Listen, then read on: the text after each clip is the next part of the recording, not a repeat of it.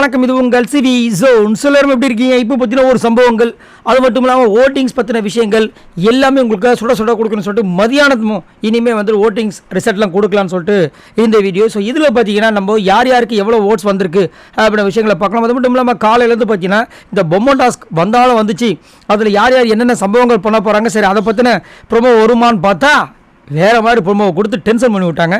சரி, இன்றைக்கி பார்த்தீங்கன்னா இந்த 10 பேரில் யார் ஃபஸ்ட்டு டாப்பில் வந்திருக்காங்கன்னா ஜாக்லின் இருக்காங்க. இவங்க எவ்வளோ ஓட்ஸ் இது வரைக்கும் வாங்கியிருக்காங்க அப்படி பார்த்தீங்கன்னா 26,412 ஓட்ஸ் வாங்கியிருக்காங்க. ஓட்டிங் பர்சன்டேஜ் பார்த்தீங்கன்னா 25.19. ஸோ ஜாக்லின் ஓட்டு பார்த்தீங்கன்னா கொஞ்சம் இன்க்ரீஸ் ஆகிருக்கு. அது மட்டும் இல்லாமல் நிறைய பேரோட கருத்து என்ன இருக்குன்னா, ஏங்க சௌந்தர்யாவும் அவங்க ஃபேன்ஸும் என்ன இப்போ வந்து ஓட்டை போட போகிறாங்க, அவங்களும் பாருங்கள் ஃப்ரெண்டுன்ற காரணத்துக்காக ஓட்டு போடுறாங்க. ஏங்க ஜெஃப்ரியோட ரசிகரில் யாருக்கு ஓட்டு போடுறாங்கன்னு நினைக்கிறீங்க? ஜாக்லின் ஓட்டு போடுறாங்க அப்படின்னு சொல்லிட்டு ஜாக்லினுக்கு என்னதான் ஓட்டு வந்தாலும் அதுக்கு இப்படின்னு சொல்லிட்டு ஒரு விஷயத்தை வந்து இட்டு கட்டிகிட்டே இருக்காங்க. பட் இருந்தாலும் ஜாக்லினுக்கு கண்டிப்பாக வந்துட்டு தனியாக ரசிகர் பட்டம் இருக்கிறது வந்து மறுக்கவே முடியாது. ஸோ அவங்களுக்கு ஓட்டு வந்துட்டு இருக்கு. ரெண்டாவது பிளேஸ் பார்த்தீங்கன்னா விஜய் விஷால் இருக்கார். இவர் எவ்வளோ ஓட்ஸ் வாங்கியிருக்காரு அப்படி பார்த்தீங்கன்னா 17,639 ஓட்ஸ் வாங்கியிருக்காப்புல. ஓட்டிங் பர்சன்டேஜ் பார்த்தீங்கன்னா 16.82.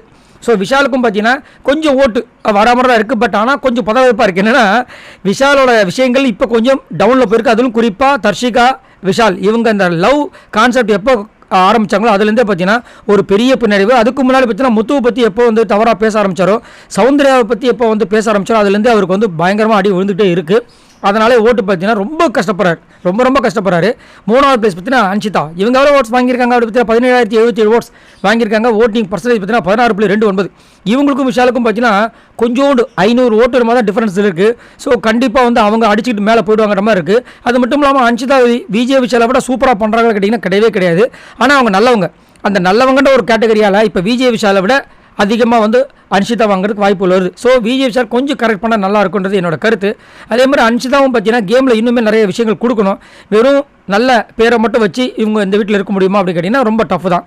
4வது பிளேஸ் பார்த்தீங்கன்னா ரயான். இவர் எவ்வளோ ஓட்ஸ் வாங்கியிருக்காரு அப்படி பார்த்தீங்கன்னா 9,470 ஓட்ஸ் வாங்கியிருக்காரு. ஓட்டிங் பர்சன்டேஜ் பார்த்தீங்கன்னா 9.03.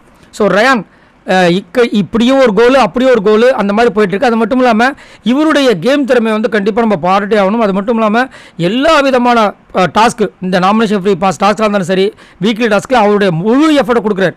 அதே மாதிரி நிறைய பேர் வந்து இவர் வந்து பெண்கள் பக்கமே சுற்றிட்டு இருக்காருன்ற மாதிரி சொல்கிறாங்க. பட் என்னை பொறுத்த வரைக்கும் அந்த பக்கமும் இருக்கார். அதே மாதிரி கூடுமான வரைக்கும் தேவையான நேரங்களில் வந்துட்டு பாய் சைடும் இருக்கார். அது வந்து மாட்டுக்கத்து கிடையாது. இவருக்குமே நிறைய ரசிகர்கள்லாம் வர ஆரம்பிச்சிட்டாங்க. ஓட்டுமே இன்க்ரீஸ் ஆகிட்டு இருக்கு. போன வாரம் அதுக்கு முந்தின வாரத்தை விட இந்த வாரம்லாம் பார்த்தீங்கன்னா ரயானுக்கு ஓட்டு நல்லாவே வந்திருக்கு. அடுத்தது 5வது பிளேஸ் பார்த்தீங்கன்னா சத்யா. இவர் எவ்வளோ ஓட்ஸ் வாங்கியிருக்காரு அப்படி பார்த்தீங்கன்னா 7,016 ஓட்ஸ் வாங்கியிருக்காரு. ஓட்டிங் பர்சன்டேஜ் பார்த்தீங்கன்னா 6.69. அதாவது இவங்களுக்குலாம் எப்படி ஓட்டு வருதுன்னு சொல்லிட்டு நிறைய பேர் நம்ம வந்து ஆச்சரியப்படுவோம். அந்த மாதிரி ஒருத்தர் பார்த்தீங்கன்னா இந்த சத்யா. அதே மாதிரி சத்யா வந்துட்டு நிறைய பேர் வந்து கழுவி ஊற்றுறாங்க. ஏன் விஜய் சேதுபதி அவர்களும் கழுவி ஊற்றுறாங்க. ஆனாலும் அவர் என்ன பண்ணானா துப்புன்னு தடிச்சுக்கு வேண்ட மாதிரி ஒரு டைலாக் ஒன்று பயங்கர ஃபேமஸ் அந்த மாதிரி இருக்கார்.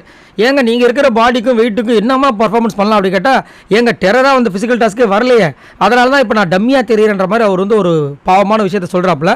அடுத்தது 6வது பிளேஸ் பார்த்தீங்கன்னா ரஞ்சித் இருக்கார். இவர் எவ்வளோ ஓட்ஸ் வாங்கியிருக்காரு அப்படி 6,792 ஓட்ஸ் வாங்கியிருக்காரு. Voting percentage 6.48. ரஞ்சித் வந்து வெளியே போகணும்னு நிறைய பேர் குரல் கொடுத்தாலும் அவருக்கு ஓட்டு யார் போடுறாங்கன்னு தெரியல. இன்ஃபேக்ட் அங்கே போடுற மக்களே வந்து யோசிக்கிறாங்க எப்படி இவருக்கு ஓட்டு வருது, அப்படி என்ன பண்ணிட்டார், என்ன சாதிக்கிறார், எனக்கு ஒன்றுமே புரியலன்னு. ஆனால் இன்னொரு விஷயம் மட்டும் இருக்குது. என்ன, இந்த வாரம் வந்துட்டு எல்லாமே இண்டிவிஜுவல் விளாட போகிறாங்க. No more teams, no more boys and girls அப்படின்னு சொன்னதுலேருந்து ரஞ்சித்தோட விஷயங்கள் கொஞ்சம் மாறுதலாக இருக்குது. அது மட்டும் இல்லாமல் நேற்று வந்துட்டு ரஞ்சித் வேற நம்ம ஆர்ஜி ஆனந்த் சொரிஞ்சு விட்டாங்க. டைரக்ட் நாமினேஷன் பண்ணதுனால அவர் வந்துட்டு ஆர்ஜி ஆனந்தை தாக்கக்கூடிய விஷயங்களும் இன்றைக்கி பொம்மை டாஸ்கில் ஒரு சில சம்பவங்களாம் பண்ணதை பார்க்கும்போது சரி ஓகே சிட்டிக்கு கோவம் வந்துருச்சுன்ற மாதிரி இருந்துச்சு. சரி, அடுத்தது 7வது பிளேஸ் பார்த்தீங்கன்னா சிவகுமார். இவர் எவ்வளோ ஓட்ஸ் வாங்கியிருக்காரு அப்படி பார்த்தீங்கன்னா 5,901 ஓட்ஸ் வாங்கியிருக்காரு. ஓட்டிங் பர்சன்டேஜ் பார்த்தீங்கன்னா 5.63. ஸோ சிவகுமார் பார்த்தீங்கன்னா கடைசி வரைக்கும் இந்த பிக் பாஸ் ஷோ வந்துட்டு அந்த இந்த டேலண்ட்லாம் வந்து காமிப்பாங்களா ஒரு சில ரியாலிட்டி ஷோ, ஒரு நாளே முடிஞ்சு பாருங்க வந்து சிவாஜி கணேசன் மாதிரி நான் பேசுவேன் சார் பேச்சு போட்டியில் எனக்கு திறமை இருக்குது சார் நம்ம மிக்ரி நல்லா போலவும் சார், இந்த மாதிரி விஷயங்களை வச்சு இந்த பிக் பாஸ் வீட்டுக்குள்ளே கடைசி வரைக்கும் வந்துடலாம்னு நினச்சிட்டு இருக்காரு. நினைப்ப பொழப்பு கெடுத்துரும் அப்படின்ற மாதிரி மக்கள் கருத்து தெரிவிக்கிறாங்க. அது மட்டும் இல்லாமல் கொஞ்சம் கான்சன்ட்ரேஷனை சாப்பாடு மட்டும் இல்லாமல் கேம்லேயும் கொடுத்தா நல்லாயிருக்கும் அப்படின்ற மாதிரி சொல்கிறாங்க. இப்போ கூட லைவில் வந்துட்டு ஏதோ ஒரு கான்செப்ட் பண்ண போகிறேன்னு சொல்லிட்டு துடிச்சிட்டு இருக்காப்புல. ஆனால் மற்றவங்க யாரும் மதிக்காமல் வந்து சோறு சாப்பிட்டுட்டு இருக்காங்க. சரி, அடுத்தது 8வது பிளேஸ் பார்த்தீங்கன்னா மஞ்சரி. இவங்க எவ்வளோ ஓட்ஸ் வாங்கியிருக்காங்க அப்படி பார்த்தீங்கன்னா 5,251 ஓட்ஸ் வாங்கியிருக்காங்க. ஓட்டிங் பர்சன்டேஜ் பார்த்தீங்கன்னா 5.01. ஸோ மஞ்சரி போன வாரம் வாங்கின அடியிலேருந்து மீளவே முடியல அவங்களால. அதுவும் இந்த வாரம் பார்த்தீங்கன்னா அந்த நாமினேஷனில் வந்து கிட்டத்தட்ட 8 பேர் குத்தி விட்டாங்க. பாவமாக இருந்துச்சு. பட் ஒன்றும் பண்ண முடியாது. அதாவது உப்பு தின்னவன் தண்ணி குடிச்சுதான் ஆகணுன்ற மாதிரி அவங்களுடைய நிலைமை இருக்குது. ஏதோ முத்துக்குமரன் கொஞ்சம் சப்போர்ட் பண்ணுறதுனால அவங்களோட லைஃப் ஓடிட்டுருக்கு இந்த பிக் பாஸ் வீட்டுக்கு. இல்லைன்னு வச்சுக்கோங்க ரொம்ப கஷ்டம். அதுக்கப்புறம் 9வது பிளேஸ் பார்த்தீங்கன்னா சாச்சனா. இவங்க எவ்வளோ ஓட்ஸ் வாங்கியிருக்காங்க அப்படி பார்த்தீங்கன்னா 5136 ஓட்ஸ் வாங்கியிருக்காங்க. ஓட்டிங் பர்சன்டேஜ் பார்த்தீங்கன்னா 4.9. அதாவது இண்டிவிஜுவல் கேம் அப்படின்னா கண்டிப்பாக ஒரு சில பேர் சொல்லலாம் இல்லையா, அதில் சாச்சனாவை கண்டிப்பாக சொல்லி ஆகணும். ஏன்னா அவங்களோட கேம் பார்த்தீங்கன்னா யாரையும் சார்ந்து இல்லை, கூட்டம் வந்துட்டு கலாய்க்கிறது தான் கிடையாது. ஆனால் இந்த பொண்ணு என்ன கேம் விளாடுறது அந்த பொண்ணுக்கே தெரியாது. திடீர்னு பார்த்தா அம்பியாக இருப்பாங்க, திடீர்னு பார்த்தா ரிமோவாக இருப்பாங்க, திடீர்னு பார்த்தா அன்னியனாக மாறிடுவாங்க, திடீர்னு பார்த்தா முத்துக்குமரன் அண்ணான்னுவாங்க, நீ இல்லாட்டி நான் வேஸ்ட்டுன்னான்னுவாங்க. அதுக்கப்புறம் அண்ணான்னு சொன்ன அவரையே வந்துட்டு போடா வெண்ணன்னுவாங்க. அந்த மாதிரி ஒரு ஆள். ஸோ அதனால தான் சாச்சனா வந்து வெளியே போடணும்னு அவங்க நினச்சாலும் உள்ளே இருக்கிற மக்கள் செல்வன் முடியாதுன்றாரு.